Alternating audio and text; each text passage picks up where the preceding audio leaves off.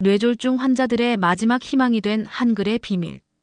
영국 킹스 칼리지 병원의 신경과 의사 제임스 윌킨스는 30년 경력의 베테랑이지만 기존 치료법으로 환자들이 나아지지 않는 한계에 좌절합니다. 그러던 중 한국의 세종대왕이 창제한 한글이 뇌의 언어 영역을 특별하게 활성화한다는 연구를 발견하고 이를 환자 치료에 적용하려 합니다. 동료들의 냉소와 반대를 뚫고 시작된 그의 도전은 의학계를 뒤흔들고 미래 인류의 언어까지 바꿀지도 모르는 놀라운 결과로 이어지는데요.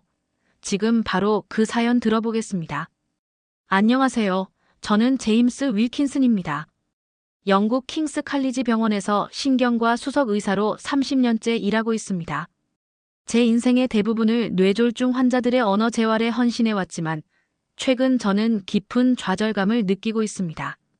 오늘도 회의실에서 케이트 그린 씨의 케이스를 검토하며 한숨을 내쉬었습니다. 그녀는 6개월째 제가 개발한 표준 언어 재활 프로그램에 거의 반응을 보이지 않고 있었습니다. 브로카 영역의 손상이 예상보다 광범위했거든요. 더 이상의 진전은 어렵다고 봐야겠습니다. 윌킨슨 선생님. 젊은 레지던트 올리비아가 차트를 넘기며 저에게 말했습니다. 비가 내리는 날씨만큼이나 제 마음도 무거웠습니다. 30년이라는 세월 동안 수많은 환자들을 도와왔지만 최근 들어 제 치료법이 한계에 부딪힌 듯한 느낌을 지울 수 없었습니다. 다른 접근법을 시도해 볼 필요가 있겠군요. 현재 프로토콜로는 더 이상의 진전을 기대하기 어려워 보입니다. 어떤 대안을 생각하고 계신가요? 잠시 망설였습니다. 사실 제 생각은 이미 다음 달 참석할 국제신경언어학 심포지엄으로 향해 있었습니다. 서울에서 열리는 심포지엄에 참석할 예정입니다. 거기서 새로운 아이디어를 얻을 수 있을지도 모르겠네요. 그러자 신경외과 의사 로버트 피어슨이 코웃음을 쳤습니다. 동양의 신비한 치료법을 찾아 떠나시나요?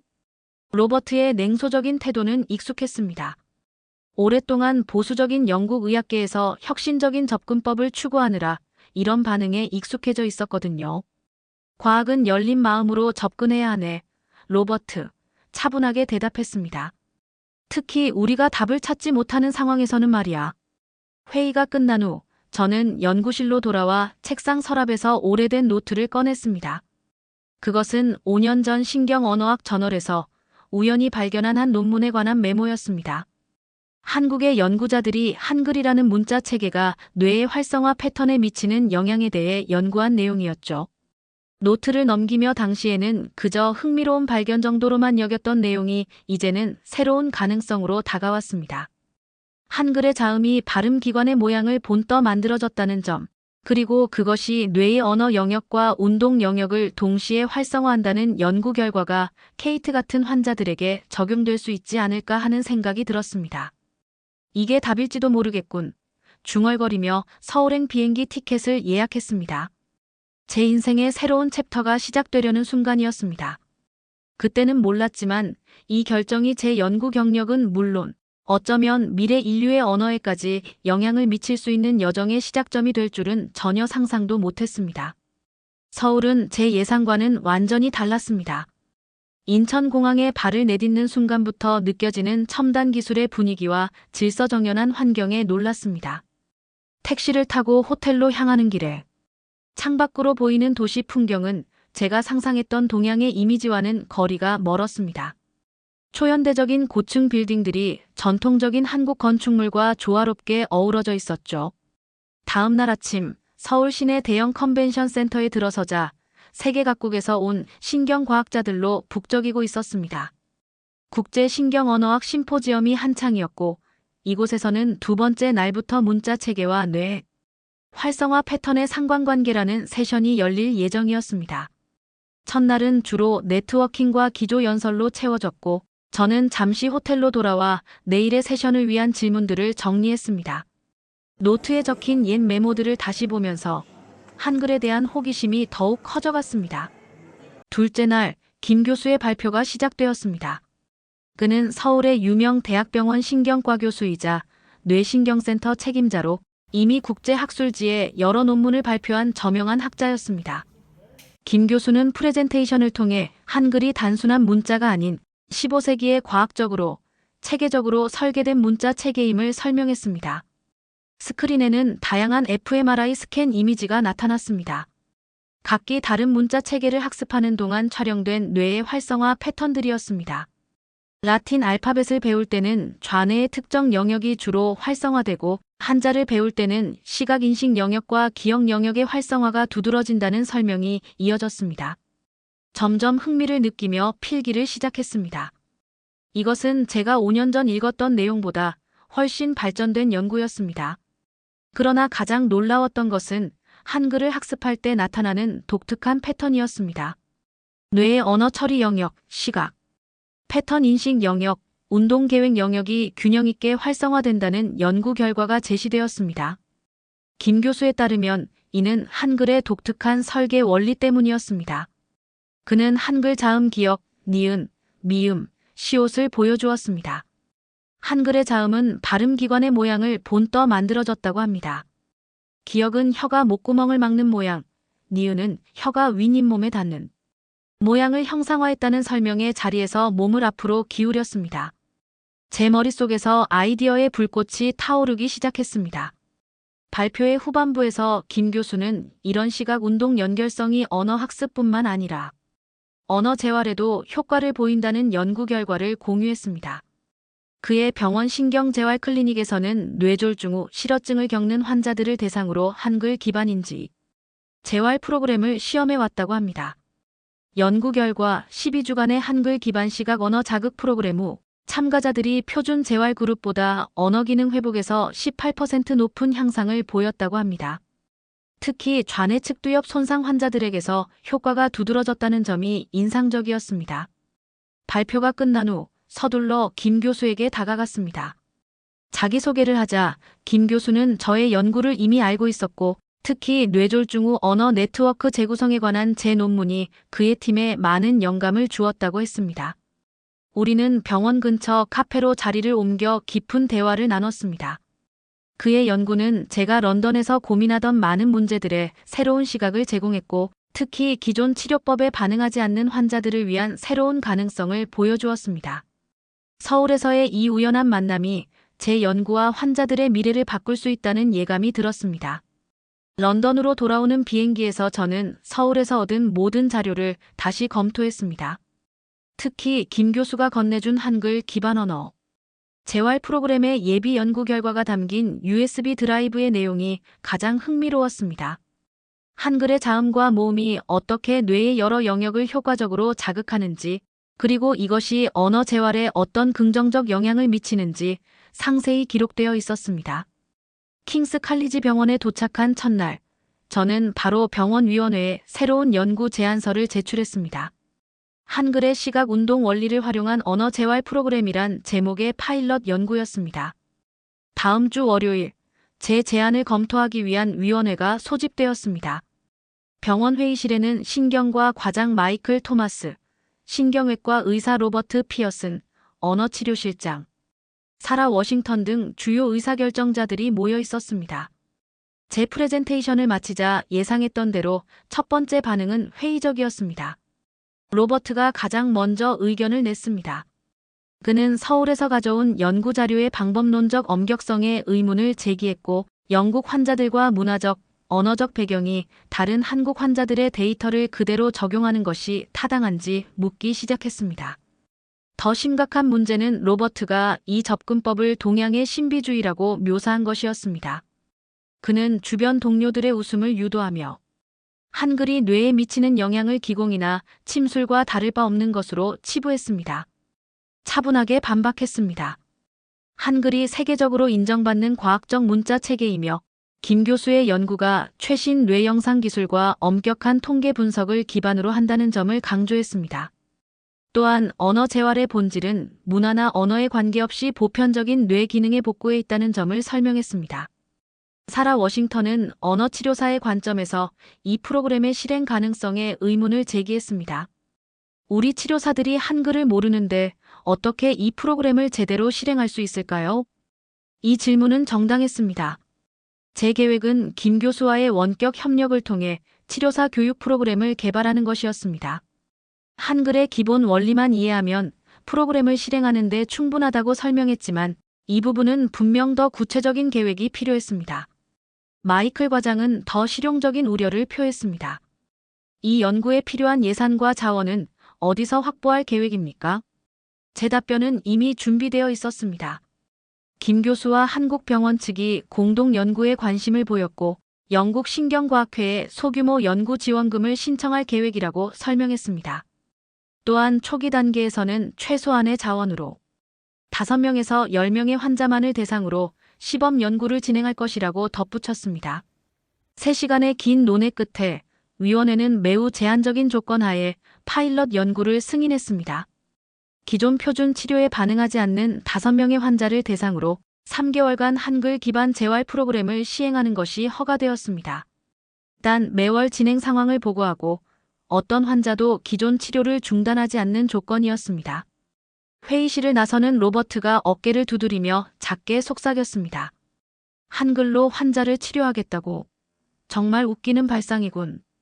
이 실패작으로 당신 커리어가 끝날 거라는 걸 알았으면 좋겠네.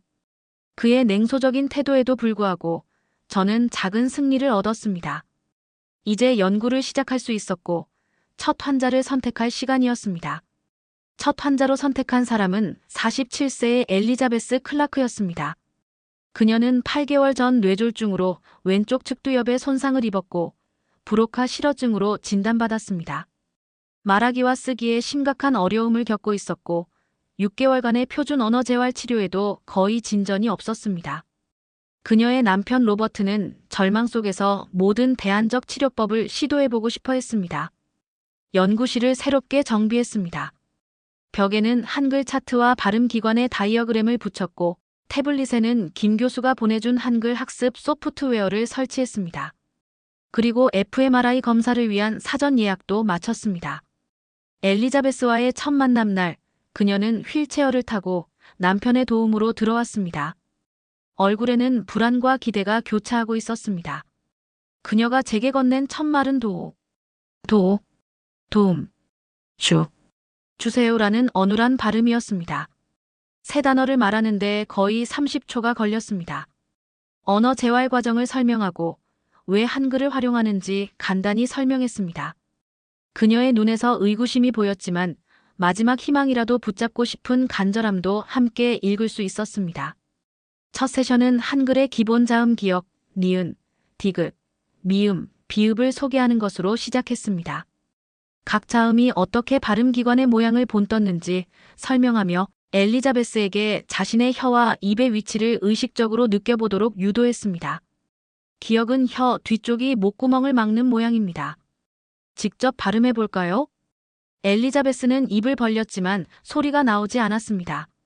2번째 시도에서 그녀는 희미한 소리를 냈습니다. 점차 다른 자음도 연습했고 1시간의 세션 동안 그녀는 반복적으로 한글 자음 발음을 시도했습니다. 첫 주는 느리게 진행되었습니다. 엘리자베스는 지치기 쉬웠고 종종 좌절감을 표현했습니다. 저는 인내심을 가지고 그녀를 격려했습니다. 그러나 2번째 주부터 미세한 변화가 나타나기 시작했습니다. 연구실에 설치된 비디오 카메라는 그녀의 입모양 변화를 기록했습니다. 한글 자음을 발음할 때 그녀의 발음 기관 움직임이 더 정확해지고 있었습니다. 더 놀라운 것은 3번째 주에 그녀가 영어 단어를 말하려고 시도할 때도 이전보다 명확한 발음을 보인다는 점이었습니다. 4번째 주 엘리자베스의 첫 번째 fMRI 검사를 실시했습니다. 그녀가 한글 자음을 보고 발음하는 동안 그리고 영어 단어를 말하려고 시도하는 동안 뇌의 활성화 패턴을 관찰했습니다. 결과는 매우 흥미로웠습니다. 스캔 결과를 분석하면서 놀라움을 감출 수 없었습니다. 손상된 브로카 영역 주변에 새로운 신경 활성화 패턴이 형성되기 시작했습니다. 특히 오른쪽 반구의 보완적 언어 영역에서 활성화가 증가했습니다. 이는 뇌가 손상을 우회하여 새로운 언어 처리 경로를 형성하고 있다는 징후였습니다. 이 결과를 사라 워싱턴에게 보여주었더니 그녀 역시 놀라움을 표현했습니다. 흥미롭네요. 하지만 실제 기능적 향상으로 이어질지는 더 지켜봐야겠죠. 사라의 신중한 태도는 이해할 수 있었습니다. 뇌의 활성화 패턴 변화가 반드시 언어 능력의 실질적 개선으로 이어지는 것은 아니니까요. 그러나 6주 차에 엘리자베스는 분명한 진전을 보여주었습니다. 오늘 날씨가 좋네요. 엘리자베스가 비교적 유창하게 문장을 말했을 때 저와 그녀의 남편 모두 눈물을 참을 수 없었습니다. 6개월 동안 전혀 진전이 없던 환자가 6주 만에 간단한 문장을 말할 수 있게 된 것입니다. 로버트는 그녀의 손을 꼭 잡고 감사의 눈빛을 보냈습니다. 그 순간 저는 제가 옳은 길을 가고 있다는 확신을 얻었습니다. 이제 연구를 확장할 시간이었습니다. 엘리자베스의 진전에 고무된 저는 추가 환자들을 연구에 포함시키기로 했습니다. 기존에 허가받은 5명의 환자 모두를 신중하게 선별했습니다. 모든 환자는 표준 치료로 충분한 효과를 보지 못한 사람들이었고 각각 다른 유형의 실어증을 가지고 있었습니다. 두 번째 환자 53세의 토마스는 교통사고로 인한 외상성 뇌 손상으로 말하기는 가능하지만 읽기 능력을 완전히 상실한 알렉시아 환자였습니다. 세 번째 환자 67세의 마가렛은 전두축두엽 치매 초기 증상으로 어휘 찾기에 극심한 어려움을 겪고 있었습니다. 네 번째 환자 42세의 제임스와 다섯 번째 환자 35세의 수잔은 모두 뇌졸중 후 서로 다른 유형의 언어장애를 갖고 있었습니다. 모든 환자에게 엘리자베스와 유사한 프로토콜을 적용했지만 각자의 상태에 맞게 조금씩 조정했습니다. 결과는 환자마다 달랐습니다. 토마스와 수잔은 빠른 진전을 보였고 제임스는 중간 정도의 개선을 보였습니다. 그러나 마가렛은 진행성 질환의 특성상 뚜렷한 개선을 보이지 않았습니다. 8주차의 중간 결과를 정리하여 병원위원회에 보고서를 제출했습니다. 5명 중 3명의 환자가 표준 치료만 받은 대조군보다 유의미한 개선을 보였다는 내용이었습니다. 특히 fMRI 결과는 매우 흥미로웠습니다. 진전을 보인 환자들 모두 손상된 언어 영역 주변에 새로운 신경 연결망이 형성되는 모습을 보였습니다. 그러나 보고서를 제출한 다음 날 예상치 못한 위기가 찾아왔습니다. 로버트 피어슨이 병원윤리위원회에 공식적인 우려를 제기한 것입니다.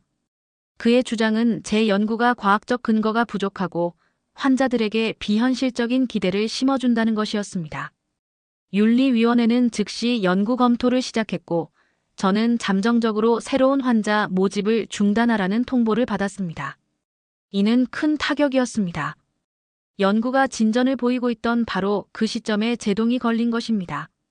사라 워싱턴이 제 연구실을 찾아왔습니다.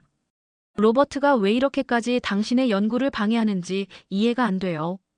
하지만 윤리위원회는 그의 의견을 무시할 수 없어요. 저는 한숨을 내쉬었습니다.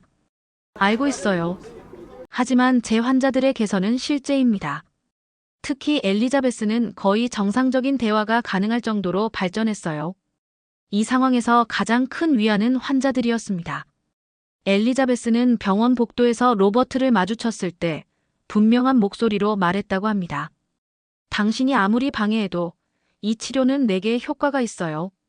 위기 속에서도 희망의 불씨는 남아 있었습니다. 바로 그때 김 교수로부터 중요한 전화가 왔습니다. 김 교수의 전화는 절묘한 타이밍이었습니다.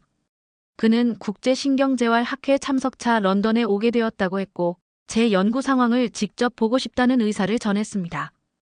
또한 그는 자신의 팀이 최근 완료한 후속 연구 결과도 가져오겠다고 했습니다. 윤리위원회 청문회 일정이 잡힌 것은 김 교수의 런던 방문 바로 다음 날이었습니다. 이보다 더 좋은 타이밍은 없었습니다. 그가 도착하자마자 우리는 밤늦게까지 앉아 전략을 세웠습니다. 윌킨슨 박사, 당신의 초기 결과는 매우 고무적입니다. 김 교수가 제 데이터를 검토하며 말했습니다. 하지만 윤리위원회를 설득하려면 더 강력한 과학적 근거가 필요합니다. 그는 노트북을 열고 자신의 팀이 최근에 마친 연구 결과를 보여주었습니다.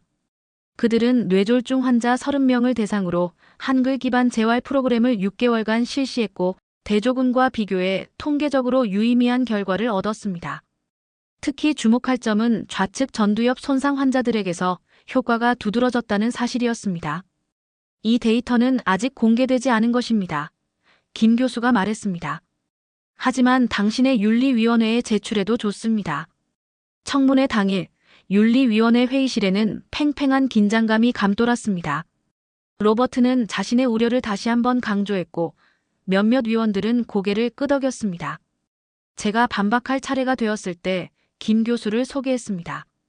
그는 서울에서 온 세계적인 신경과학자로서 새로운 연구 결과를 제시하고 한글의 과학적 원리를 자세히 설명했습니다. 특히 그의 설명 중 다른 문자 체계와 한글의 뇌 활성화, 패턴 차이를 보여주는 비교 연구는 위원들의 관심을 끌었습니다. 엘리자베스도 증인으로 참석했습니다. 그녀가 6개월 전에는 거의 말을 할 수 없었지만 이제는 유창하게 자신의 경험을 이야기할 수 있다는 사실은 위원들에게 깊은 인상을 남겼습니다. 3시간의 격렬한 토론 끝에 윤리위원회는 몇 가지 조건 하에 연구 계속을 승인했습니다. 보다 엄격한 모니터링과 더 많은 문서화가 필요했고 무엇보다 김 교수와의 공식적인 국제 협력 체계를 구축해야 했습니다. 회의가 끝난 후 로버트가 우리에게 다가왔습니다. 그의 표정은 여전히 회의적이었지만 톤은 다소 누그러져 있었습니다. 당신이 옳다는 걸 증명하고 싶다면 더 많은 환자, 더 긴 기간, 더 엄격한 방법론이 필요할 겁니다. 그가 말했습니다. 나는 여전히 이 접근법이 성공할 것이라고 생각하지 않지만 당신에게 공정한 기회는 주어져야 한다고 생각합니다. 병원 복도를 함께 걸으며 김 교수가 웃으며 말했습니다. 이제 진짜 도전이 시작되는군요. 우리 두 병원 간의 공식 연구 협약을 체결하고 더 강력한 프로토콜을 개발해야 합니다. 그날 밤 우리는 새로운 연구 계획의 기초를 세웠습니다. 이번에는 20명의 환자를 대상으로 6개월간의 더 포괄적인 연구를 설계했습니다. 영국과 한국 양국에서 동시에 진행되는 프로젝트였습니다. 새로운 연구 프로토콜이 확립된 후 모든 것이 빠르게 그리고 예상보다 원활하게 진행되었습니다. 킹스 칼리지 병원과 김 교수의 병원 사이에 공식 협약이 체결되었고 양국의 윤리위원회와 관련 기관에서 모두 승인을 받았습니다.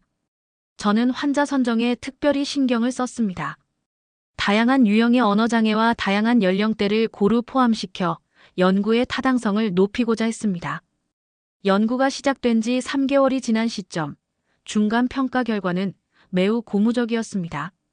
특히 50세 이하 환자들에게서 효과가 두드러졌습니다. 한글의 시각 운동 자극이 젊은 뇌의 가소성을 더 효과적으로 활용하는 것으로 보였습니다. 영국 신경과학회 분기 모임에서 중간 결과를 발표했을 때 반응은 예상보다 훨씬 긍정적이었습니다. 많은 신경과학자들이 새로운 접근법에 관심을 보였고 몇몇은 자신들의 병원에서도 시도해보고 싶다는 의사를 표했습니다. 놀랍게도 로버트조차 점차 태도를 바꾸기 시작했습니다. 어느 날 그가 제 연구실을 찾아왔습니다. 김 교수의 fMRI 데이터를 다시 검토해봤소. 그가 말했습니다. 한글이 뇌의 다른 영역을 활성화한다는 주장에 대해 좀 더 깊이 생각해보았는데 당신의 방법론이 저보다 생각했던 것보다 더 과학적 근거가 있을지도 모르겠소. 이는 로버트로부터 들을 수 있는 가장 큰 양보의 표현이었습니다. 그의 태도 변화는 제 연구에 대한 병원 내부의 지지를 크게 높이는 데 기여했습니다. 6개월이 지난 후 최종 결과는 우리의 기대를 뛰어넘었습니다. 전체 환자의 70%가 표준 치료만 받은 대조군보다 유의미한 개선을 보였습니다. 특히 좌측 전두엽과 측두엽에 손상을 입은 환자들에게서 효과가 두드러졌습니다. 신경과 회의실에서 최종 결과 발표가 있던 날 마이클 과장이 제게 의미심장한 제안을 했습니다. 윌킨슨 박사, 당신의 연구 결과를 바탕으로 병원 내에 신경언어 재활센터를 설립하는 것에 대해 어떻게 생각하십니까? 이사회에서 이미 긍정적인 논의가 있었습니다. 이는 제가 꿈에서도 생각하지 못했던 제안이었습니다. 신경언어 재활센터는 제 연구를 확장하고 더 많은 환자들에게 도움을 줄 수 있는 플랫폼이 될 것이었습니다. 런던 의학학회에서 연구 결과를 발표했을 때 반응은 압도적이었습니다. 저명한 신경과학 저널에서는 출판 제안이 들어왔고 여러 국제 학회에서 초청 강연 요청이 쇄도했습니다. 가장 보람찬 순간은 엘리자베스가 다른 환자들 앞에서 자신의 경험을 나누는 모습을 볼 때였습니다. 그녀는 이제 거의 정상적인 언어 능력을 회복했고 다른 환자들에게 희망과 용기를 주고 있었습니다. 그녀의 남편 맥스는 제게 와서 말했습니다. 윌킨슨 박사님, 당신은 제 아내에게 목소리를 돌려주셨습니다. 우리 인생을 되찾게 해주셨어요. 하지만 연구의 영향력은 단지 킹스 칼리지 병원이나 런던을 넘어 빠르게 확산되고 있었습니다. 이제 더 넓은 세계가 한글의 가능성에 주목하기 시작했습니다. 연구 결과가 권위 있는 의학 저널에 게재된 후 세계 각국에서 반응이 쏟아졌습니다. 스웨덴, 캐나다, 호주, 브라질 등 다양한 국가의 의료기관에서 협력 제안이 들어왔고, 특히 미국과 영국의 유명 대학 연구소에서는 공동 연구 프로젝트를 제안했습니다. 킹스 칼리지 병원 신경언어 재활센터는 개원 3개월 만에 대기자 명단이 6개월치로 늘어났습니다. 센터에는 이제 신경과 의사, 언어치료사, 인지과학자, 컴퓨터 프로그래머로 구성된 다학제 팀이 함께 일하고 있었습니다. 김 교수와는 정기적인 화상회의를 통해 프로토콜을 계속 발전시켰고, 분기마다 서로의 국가를 방문하며 직접 협력했습니다. 연구는 이제 단순한 언어 재활을 넘어 더 넓은 영역으로 확장되고 있었습니다.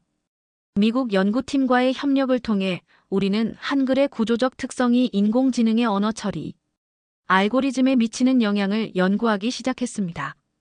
놀랍게도 한글의 조합적 원리를 응용한 AI 언어 모델은 기존 모델보다 20% 높은 정확도를 보였고, 특히 자연스러운 대화 생성에서 두각을 나타냈습니다. 또한 영국 대학팀과는 한글의 원리를 응용한 치매 예방인지 훈련 프로그램을 개발하고 있었습니다. 초기 연구 결과에 따르면 이 프로그램은 고령자의 인지 기능 감소를 늦추는 효과가 있는 것으로 나타났습니다. 그러던 어느 날, 세계적인 미래학 연구소에서 언어의 미래 심포지엄의 기조연설자로 초청을 받았습니다. 처음에는 저보다 더 적합한 사람이 있을 것이라고 생각했지만, 그들은 한글 연구가 인류의 언어 사용에 미칠 장기적 영향에 대한 제 견해를 듣고 싶다고 했습니다. 심포지엄 준비를 위해 자료를 검토하는 과정에서 흥미로운 패턴을 발견했습니다. 디지털 시대에 접어들면서 세계의 언어 지형이 급격히 변화하고 있었고, 특히 문자 체계의 효율성이 갈수록 중요해지고 있었습니다. 일부 언어학자들은 향후 100년 내에 현존하는 7천여 개 언어 중 절반 이상이 사라질 것이라고 예측했습니다. 더 흥미로운 것은 상위 인공지능 연구소들이 모두 한글의 구조적 특징에 주목하고 있다는 사실이었습니다. 한글의 논리적이고 조합적인 시스템은 디지털 정보 처리와 놀라울 정도로 유사한 원리를 갖고 있었고, 이는 인간-기계 인터페이스의 새로운 패러다임을 제시하고 있었습니다. 심포지엄 연설을 준비하면서 저는 한글이 단순한 문자 체계를 넘어 인류의 언어 미래에 중요한 역할을 할 수 있다는 생각에 도달했습니다. 600년 전 세종대왕이 창제한 문자가 21세기 디지털 혁명과 인공지능 시대에 가장 적합한 문자 체계로 주목받고 있다는 사실은 역사의 놀라운 아이러니였습니다. 이제 저는 은퇴를 2년 앞두고 있지만 이전과는 달리 그 생각이 전혀 불안하지 않았습니다. 오히려 한글 연구를 통해 제 인생의 가장 보람찬 챕터가 시작되고 있다는 느낌이 들었습니다. 전 세계의 환자들이 한글의 원리를 통해 언어를 되찾고 나아가 인류의 소통 방식이 혁신적으로 변화하는 과정에 제가 기여하고 있다는 사실은 어떤 학문적 성취보다도 값진 것이었습니다.